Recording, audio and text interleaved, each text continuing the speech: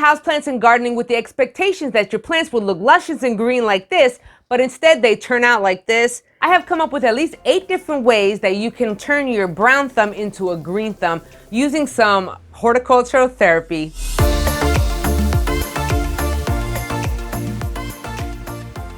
What's going on, my plant people? I am the ADHD gardener, where I use gardening, houseplants, and humor as a form of mental health therapy. And we're gonna talk. Let me know down in the comments below your reasons as to why you think that you can't keep plants alive, or you have a hard time maintaining all these plants, or gardening as well. Remember, gardening is dealing with plants also, just in a different environment. So you're probably looking at me going, Jack, I'm a plant killer. I can't keep no plants alive.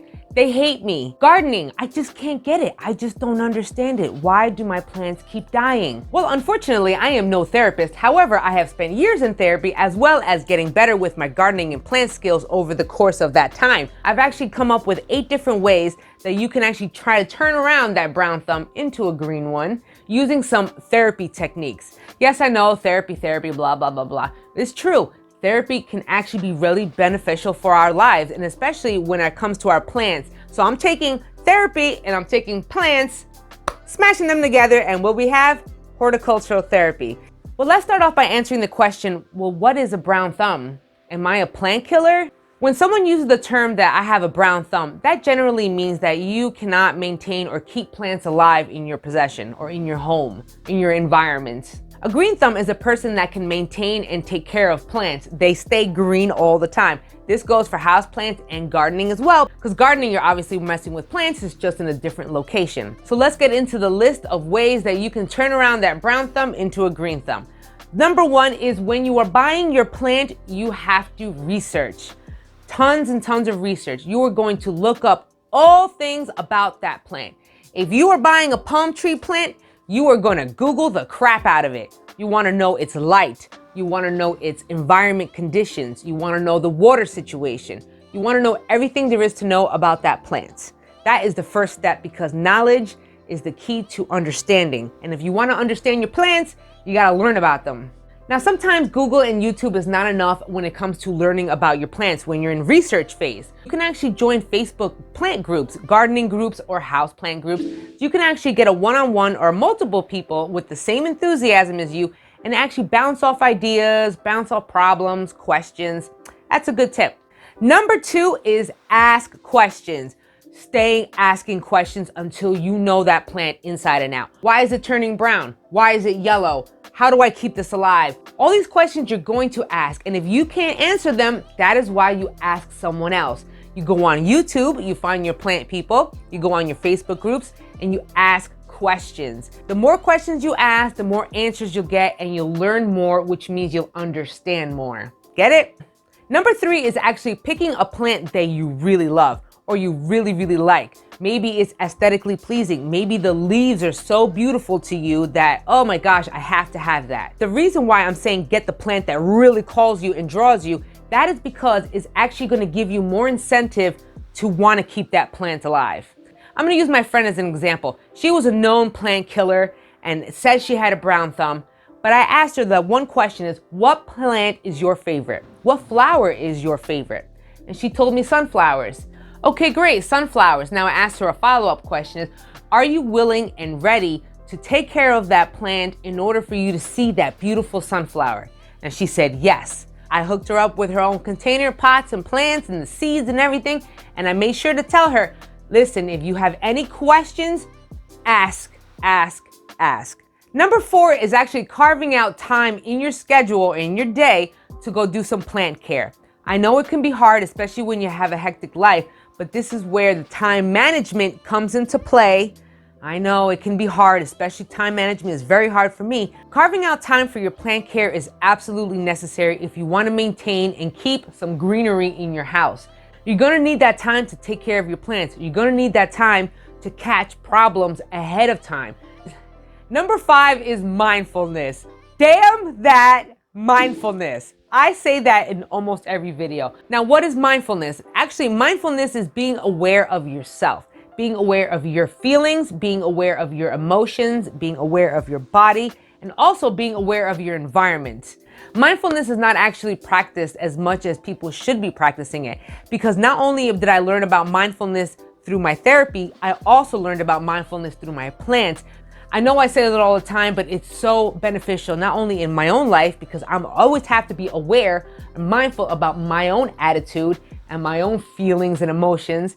I also have to be mindful about what's around in my environment. So if I'm gonna be worrying about myself, I'm also gonna be worrying about my environment. And that environment includes my plants. Now, when it comes to mindfulness in your plants, you're gonna be looking for signs of any trouble. Yellow leaves, brown leaves, drooping leaves, dry soil, too much water in your soil, pests, problems. This is all what mindfulness is about. Mindfulness actually leads into tip number 6, which is paying attention. And again, I know I say it all the time, we have to pay attention to our plants, and that is so true. It's part of mindfulness, it's part of observation. I know it's hard for ADHDers, I know it's hard for other impulsive people, but this is why therapy or plant therapy, it can be so beneficial, because we have to learn to pay a freaking attention to our plants. If we don't pay attention to them, they'll suffer. They'll go brown and they can die. So you have to pay attention. The tip that I usually have when I have a plant that I'm trying to really pay attention to, that I'm trying to nurse back to health, I actually bring that plant with me to the room that I frequent the most. If I know that I'm gonna be in this room most of the day, then I'm gonna bring that plant with me. It's gonna be in the line of sight. I'm always gonna run into the plant because I'm in the room all the time. I'm gonna be able to see the plant more frequently. That means you can be more observant, paying more attention, being more mindful. I'm sure I sound like a broken record. I know my therapist sounded like a broken record in the beginning, but actually after it sunk in, it really works. It really, really works. Number 7 is going to be the effort. It's the amount of work that you're gonna put into, or the amount or the desire that you want to put into the plant. If I have this plant, I'm gonna have to put in a lot of effort on my part to keep that plant alive. I'm gonna want to keep that plant alive. The desire will keep you more motivated. It will keep you just directly on goal and focused.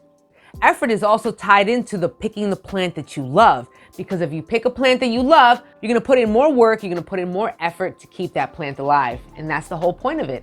Number 8 is the most simple, but yet the most hard, is don't give up. I know it can be hard and you want to give up after seeing a plant death like this, or another death like this, or yellowing like this. I mean, there are going to be a lot of plant problems and plant deaths along in your journey, but that's okay.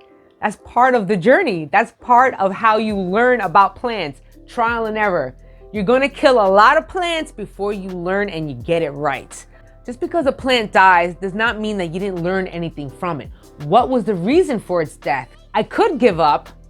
I was starting to give up because I was like, yo, whatever. But hey, we gotta put that effort in. Just because you did all that and the plant still dies doesn't mean you didn't get any information out of it. You must have learned something through mere observation. This is why therapy is so wonderful, because not only do we have to do it for ourselves, we gotta do it for our plants. I hope you enjoyed this video and you really started to understand that brown thumb is more of a mentality than it is a physical thing.